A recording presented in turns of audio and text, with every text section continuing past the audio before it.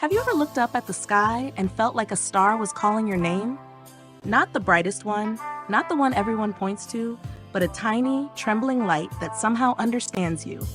This is the story of a girl who chased such a star and found something she never expected. Her name was Lila. She lived in a small village nestled between rolling hills where the night sky was so clear you could see the Milky Way stretching like a river of light. Lila was 22, with eyes full of questions she hadn't yet learned to ask.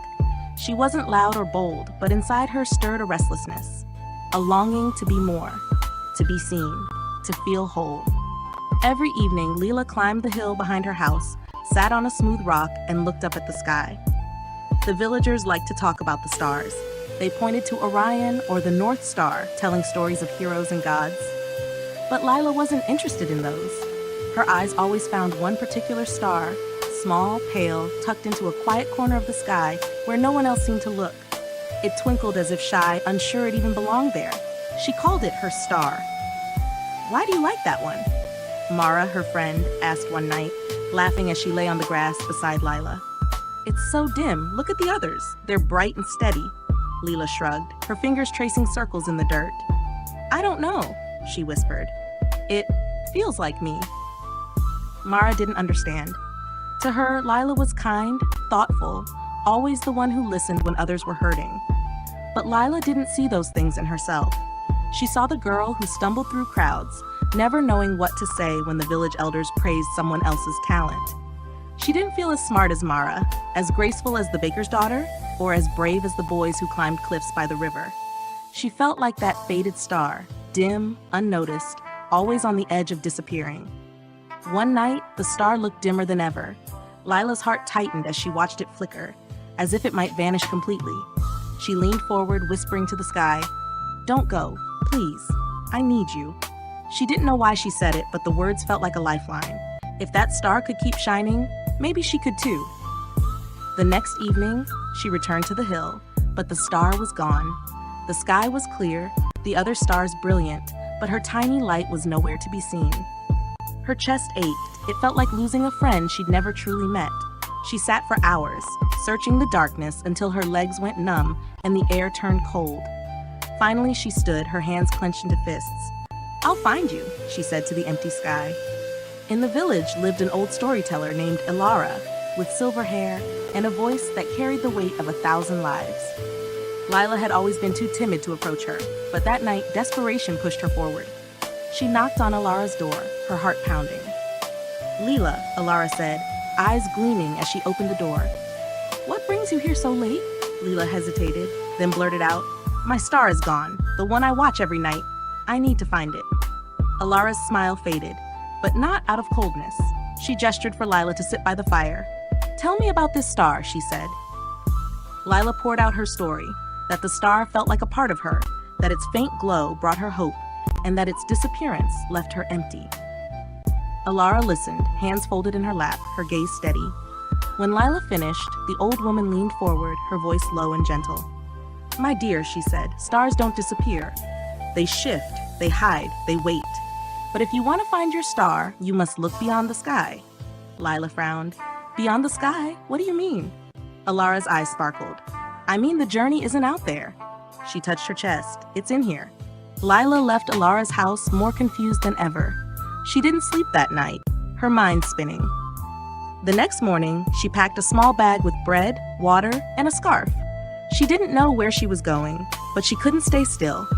She told herself she would search the hills, the valleys, even the distant mountains. She would find her star, no matter how far she had to go.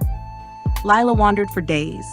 She followed winding paths through forests where the leaves whispered secrets, crossed streams that sparkled in the sun, and climbed hills where the wind sang in her ears. She asked travelers if they had seen a pale, flickering star that looked unsure of itself. Most shook their heads, confused. Some laughed, thinking she was joking. But Lila kept going, driven by a need she couldn't name. One evening, she reached a still lake that mirrored the sky. Exhausted, she sat by the shore and stared at her reflection in the water. The sky above sparkled with stars, but not hers. Her eyes stung, not just from the missing star, but from something deeper. "Why am I doing this?" she whispered. "What am I really looking for?" As if in reply, a breeze stirred the water, rippling her reflection. For a moment, she didn't just see her face, but something deeper. Her eyes wide and searching, her lips slightly parted in silent wonder. She leaned closer, startled. It was the first time she had truly seen herself in years. That night, she dreamed of the star. But it wasn't in the sky, it was in her hands. Small and warm, pulsing like a heartbeat. When she woke, her chest felt lighter, though she didn't know why. She decided to keep walking, but something had changed. She started noticing things she hadn't before. The way grass bent beneath her steps, the echo of birdsong at dawn, the steady rhythm of her own breath. Days turned into weeks. The journey took her to places she'd never imagined.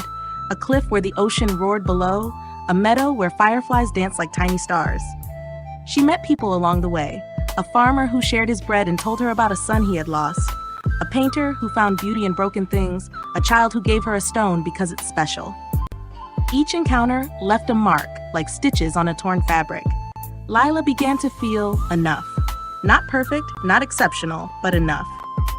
One night, she stopped in a valley where the sky felt closer than ever. She lay on her back, looking up, and there it was. Her star, faint, flickering, tucked in its quiet corner. Her heart leapt, but as she stared, she realized something.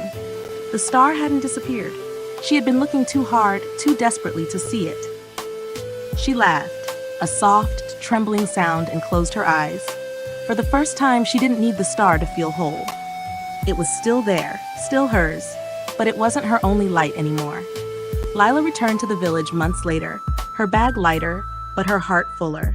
The villagers noticed something different in her, a quiet confidence, a warmth in her eyes. Mara hugged her tightly, whispering, "Where did you go?" Lila smiled. "I went to find myself," she said. She still climbed the hill some nights, still looked at her star, but now she saw it differently.